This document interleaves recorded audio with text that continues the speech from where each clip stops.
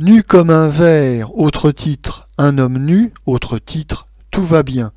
Un film de 1933 de Léon Matteau, scénario de Jean Boyer, avec dans les rôles principaux Ginette Gobert, Georges Milton, Lucien Calaman et Louis Baron fils.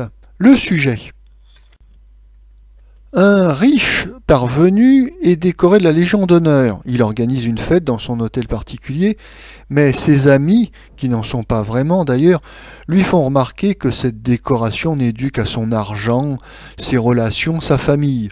Piqué au vif, le millionnaire, interprété par Georges Milton, prend le pari de recommencer sa vie à zéro, nu comme un ver, et de gravir un à un les échelons de la hiérarchie sociale. Nous allons donc le suivre dans toutes les péripéties de ce pari. Notre avis. Avant que Fernandel ne devienne, à partir de 1934, le roi du rire incontesté du cinéma français, les vedettes comiques de l'écran s'appelaient Georges Milton, venu de l'opérette, Bach, venu du café-concert, ou encore Frédéric Duvallès et Armand Bernard.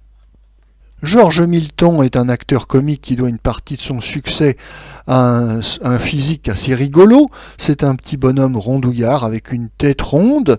D'ailleurs, il a créé un personnage qui s'appelle Bouboule et qui lui va parfaitement. Donc un physique rigolo et puis il a beaucoup d'entrain, de dynamisme, de gaieté, d'optimisme. C'est un Français moyen, débrouillard et sympathique.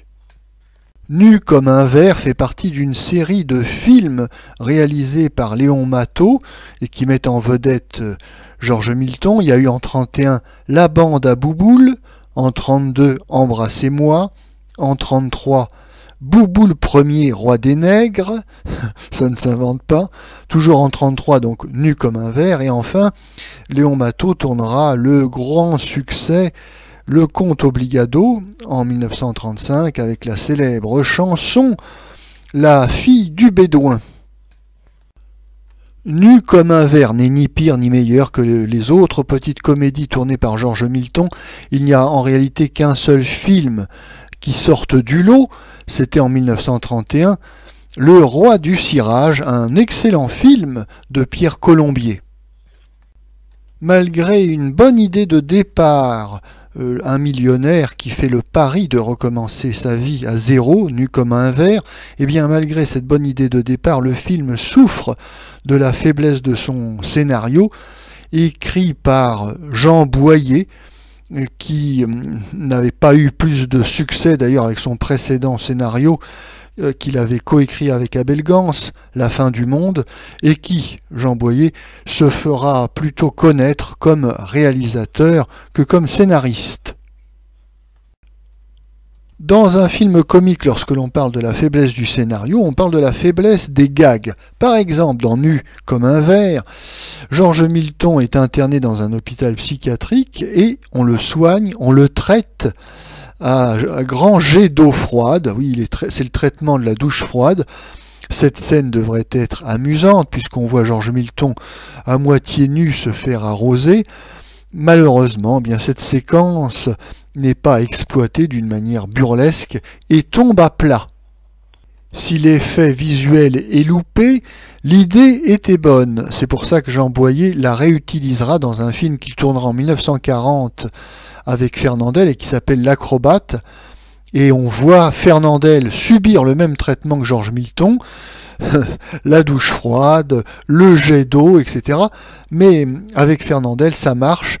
La séquence est très bien tournée et elle est particulièrement hilarante. Oui, il ne suffit pas d'avoir une bonne idée, il faut savoir également la mettre en image, et malheureusement dans le film Nu comme un ver, la plupart des gags tombent à plat. En effet, ce film est tourné en pleine crise économique, et il est un peu trop commandé, en ce sens que c'est un film de rire un peu forcé. On force sur l'optimisme, sur la gaieté, et bien oui, ça tombe à plat. La seule bonne surprise du film, c'est sa petite chanson, car Dans tout film populaire des années 30, il y a une chanson. Et donc celle-ci est plutôt réussie. C'est la chanson « Tout va bien » qui connaîtra un grand succès. Je ne dis pas le contraire, tout marche très mal. On se plaint des affaires en Chine, en Europe, au Transvaal. Dans les tiroirs caisses, y a plus rien du tout. La bourse est en baisse et le commerce est dans les choux. C'est vrai, mais le répéter, ça ne sert à rien. Moi, j'ai trouvé, je crois, le meilleur moyen. Loin d'être triste, optimiste, je chante ce gai refrain. Tout va bien, qu'on se le dise. Tout va bien, ne pensons plus à la crise. Si nous savons la prendre avec gaieté, ce n'est plus qu'une crise d'hilarité.